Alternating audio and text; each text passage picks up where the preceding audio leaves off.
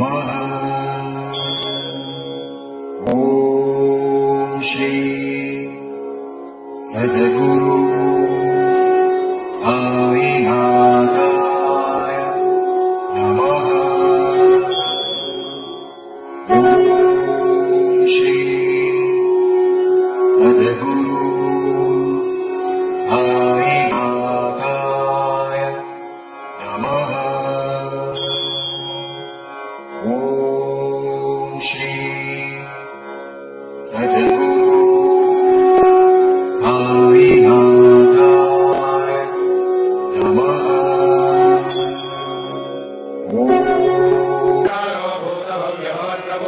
भूतकृतभूतकृद्भावो भूतात्मा भूतभावनः भूतात्मा परमात्मा च मुख्योऽक्षर एव च योगो योगविदान्नेता प्रधानपुरुषेश्वरः नारसिंहः श्रीमान् केशवः पुरुषोत्तमः सर्वशिवस्तानुर्भूतादिर्निरव्ययः सम्भवो भावनो भर्ता प्रभवः प्रभुरेश्वरः स्वयंभू शम्भुरादित्यः पुष्कराक्षो महास्वनः अनादितनो धाता विधाता धातुरुत्तमः अप्रमेयो ऋषिकेशः पद्मनाभो मनःप्रभुः विश्वकर्मा मनस्त्वष्टा सविष्टस्तविरोध्रुवः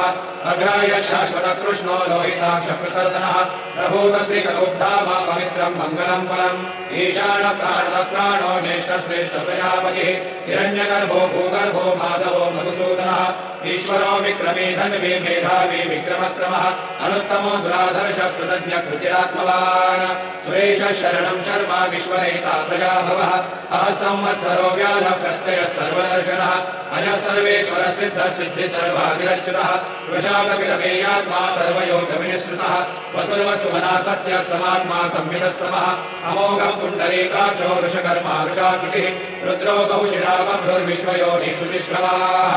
अमृतशाश्वतस्तानुर्वरारोहो महातपाः सर्वगः सर्वविद्भानुर्विश्वक्सेनो जनार्दनः वेदो वेदविदव्यङ्गो वेदाङ्गो वेदवित्कविः लोकाध्यक्षसुराध्यक्षो धर्माध्यक्षकृताकृतः चतुरात्मा चतुर्व्यूहश्चतुर्दंशश्चतुर्भुजः राजिष्णुर्भोजनं भोक्ता सहिष्णुर्जगदादिजः अनघो विजयो जेता विश्वयोनिः पुनर्वसुः उपेन्द्रो वामनः प्रांशो नमोघः शुचिरोर्जितः अतीन्द्रः सङ्ग्रहः सर्गो धृतात्मा नियमो यमः नेत्यो वैद्य सदा योगी वीरः माधवो मधुः अतीन्द्रियो महामायो महोत्साहो महाबलः महाबुद्धिर्महावीर्यो महाशक्तिर्महाजितिः अनिर्देशो श्रीमान्नमेयात्मा महादिव्य महेश्वासो महीभर्ता श्रीनिवास सताङ्गतिः अनिरुद्धसुरानन्दो गोविन्दो गोविदाम्पतिः मरीचिर्दमनोहंसः सुपर्णो भुजगोत्तमः हिरण्यनाभः सुतपः पद्मनाभः प्रजापतिः अमृतः सर्वदक्षिंहः सन्दाता सन्निवान्तिरः अजोदर्मर्षणः शास्ता विश्रुतात्मा सुरार्यः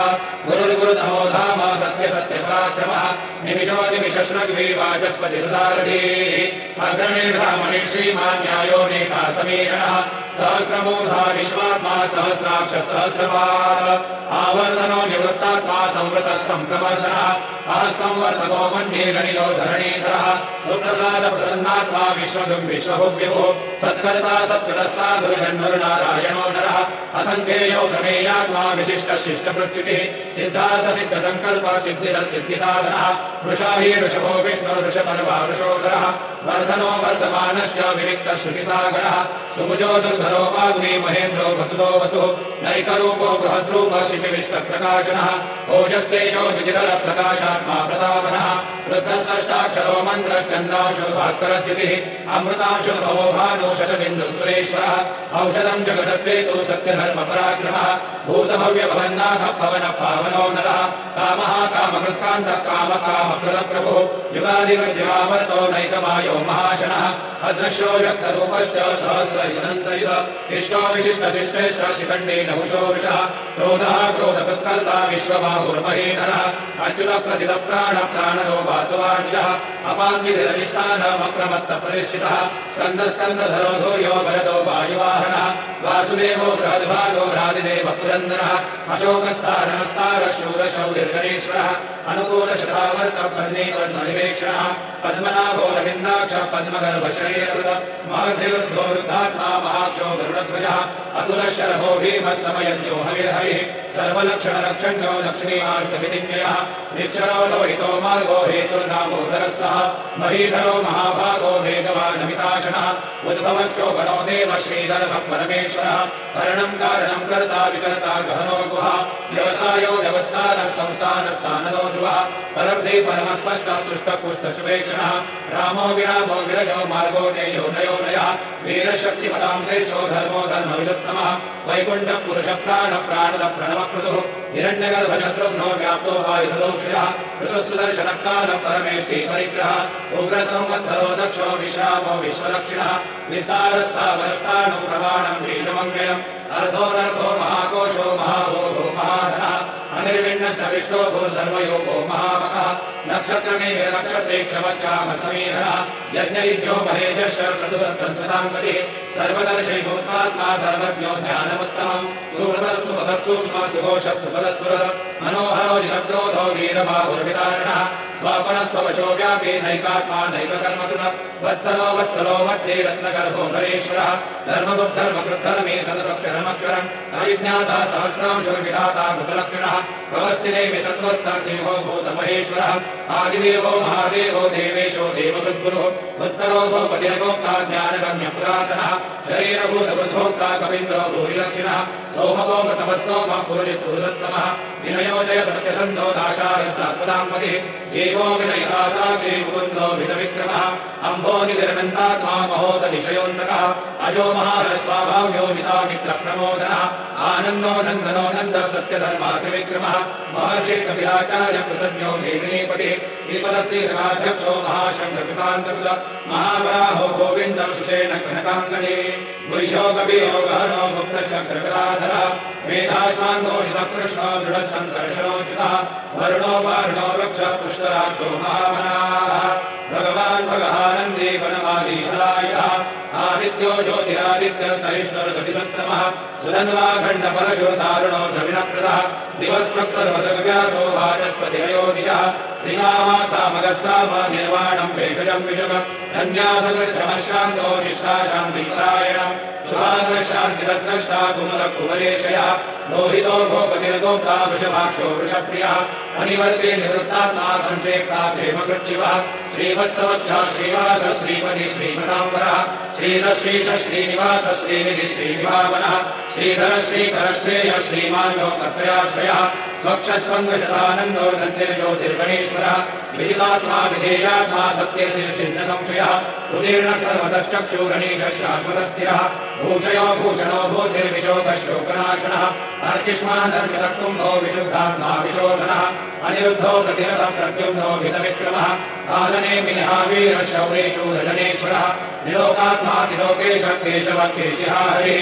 कामदेव कामपालः कामीकान्तकृतागमः अनिर्देश्य पूर्वविष्णुर्वीरोऽनन्तो धनञ्जयः ब्रह्मण्यो ब्रह्मकृद्ब्रह्मा ब्रह्म ब्रह्मविवर्धनः ब्रह्मविद् ब्राह्मणो ब्रह्मे ब्रह्मज्ञो ब्राह्मणप्रियः महागमो महाकर्मा महातेजा महोरगः महाक्रतुर्महायज्वा महायज्ञो महाहविः सव्यस्तव प्रियस्तोत्रं सुधिस्तोतारणप्रियः पूर्णपूरयः पुण्यपुण्यनिर्धीरनामयः मनोजवस्यतरो वसुनेता वसुप्रदः वसुप्रदो वासुदेवो वसुर्वसुमनाहविः सद्गति सत्कृति सत्ता सद्भूति सत्परायणः शूरसेनो यजश्रेष्ठः सन्निवासस्यात्मनः भूतावासो वासुदेवः सर्वासु निरयोधरः दर्पः दर्पदो दृप्तो दुर्धरोऽतः पराजितः विश्वमूर्तिर्महामूर्तिर्नित्यमूर्तिरमूर्तिमान् अनेकमूर्तिरव्यक्तः शतमूर्तिशताननः एकोनैकः समत्वकिं यत्तत्पदनमुत्तमम् लोकबन्धुर्लोकनाथो माधवो भक्तवत्सलः सुवर्णवर्णो हेमाङ्गो वराङ्गश्चन्दनाङ्गजे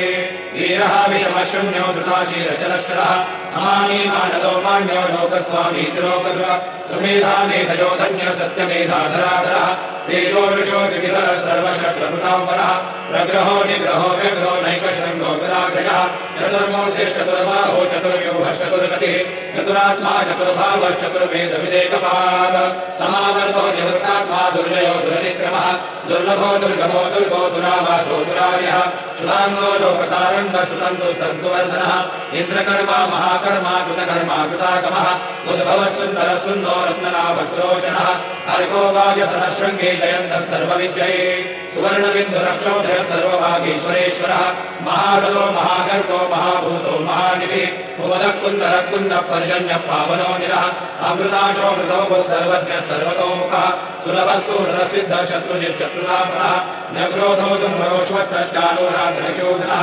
सहस्रार्थे सप्तजिह्वा सप्तैधा सप्तवाहनः अमोदीर्णनवोदिन्यो भयकृद्भयनाशनः अनुरुगः कुशस्थूलो वृणवृन्निर्गुणो महान् अकृतस्मदृतस्वास्य प्रागुंशो वंशवर्धनः भारवत्कथितो योगी योगेशः सर्वकामदः आश्रमश्रमलक्षामः सुपर्णो वायुवाहनः धनुर्धनो धनुर्वेदो दण्डोदमयितातमः अपराजितः सर्वसहो नियन्ता नियमो यमः सत्त्वान् सात्विकः सत्यः सत्यधर्मपरायणः अभिप्रायज्ञाघोरः प्रियपृथ्वीतिवर्धनः विहाय सकतिर्ज्योतिर्सुरुचिरुतमुद्विभुः रविर्विरोचनः सूर्यः सविता रविलोचनः अनन्तो भूतभूद्भोक्ता सुपदो नैकयोग्रयः अनिर्विण्णः सदा महर्षे लोकाधिष्ठानमद्भुतः सनातनतमः कपिलकपिलप्ययः स्वस्तिनः स्वस्ति स्वस्ति स्वस्ति स्वस्ति दक्षिणः अरौधः कुण्डले चक्रे विक्रम्योदितशासनः शब्दादिकः शब्दसः शिशिरः षड्वरीकरः अक्रोरप्येषदो दक्षो दक्षिणक्षमिणाम्बरः विद्वत्तमो वीतभयः पुण्यश्रवणकीर्तनः उत्तारणो दुष्कृतिः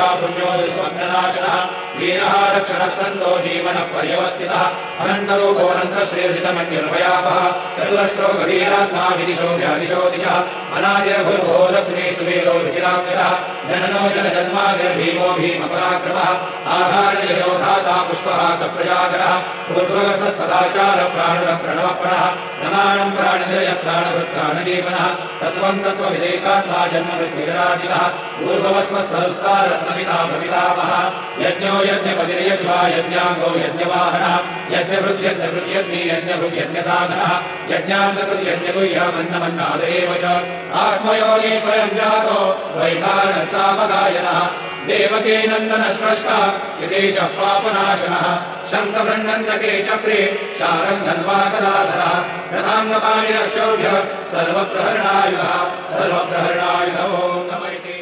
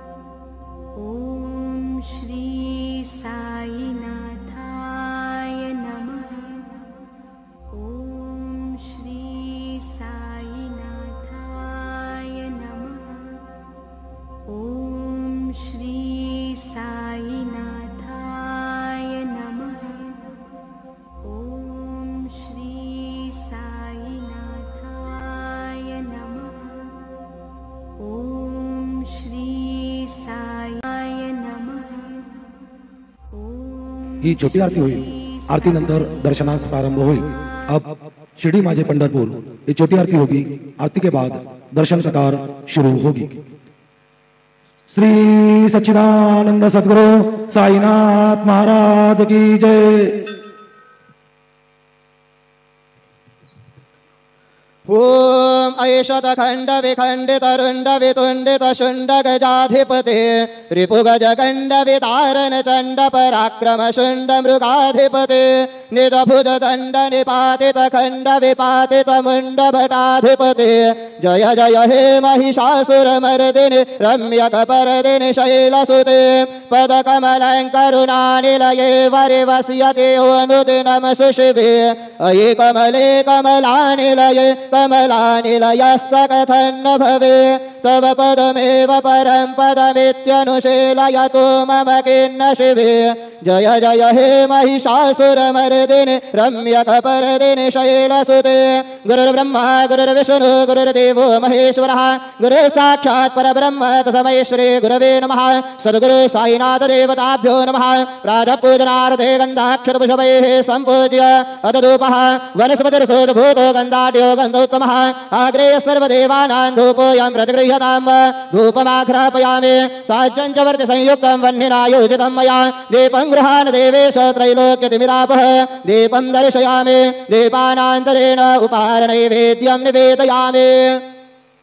चतुष्कोणमण्डलं कृत्वा तदुपरि नैवेद्यपात्रं निधाय गायत्रीमन्त्रेण पात्रान् सम्पृक्ष्य धेनुमदराम् अमृते कृतय ग्रासमदरां प्रादर्शयेत् सतयन्तुमरतेन परिखिञ्चामि ॐ प्राणाय स्वाहा ॐ अपानाय स्वाहा ॐ व्यानाय स्वाहा ॐ उदानाय स्वाहा ॐ समानाय स्वाहा ॐ ब्रह्मणे नमः मध्यपानीयं समर्पयामि पुनर्नैवेद्यं निवेदयामि ॐ प्राणाय स्वाहा ॐ अपानाय स्वाहा ॐ व्यानाय स्वाहा ॐ उदानाय स्वाहा ॐ समानाय स्वाहा ॐ ब्रह्मणे नमः नैवेद्यं निवेदयामि हस्तप्रक्षालनं समर्पयामि मुखप्रक्षालनं समर्पयामि करद्वरतनारते चन्दनं समर्पयामि सद्गुरु साईनाथ देवताभ्यो नमः शेषोपचारार्थे प्रार्थनापूर्वक नमस्कारं करोमि तथा च मङ्गलारार्तिक्यदीपं दर्शयामि शिर्डी माझे पंढरपूर साई बाबा मावर बाबा मावर साई बाबा मावर शुद्ध भक्ती चंद्र भागा भाव पुंडलिक जागा भाव पुंडलिक जागा याहू याहू अवघेदन करो बाबा से वंदन साई से वंदन करो बाबा से वंदन गणु मने बाबा साई धाव पाव माझे आये पाव माझे आये धाव पाव माझे आये श्री सच्चिदानंद सद्गुरु साईनाथ महाराज के जय।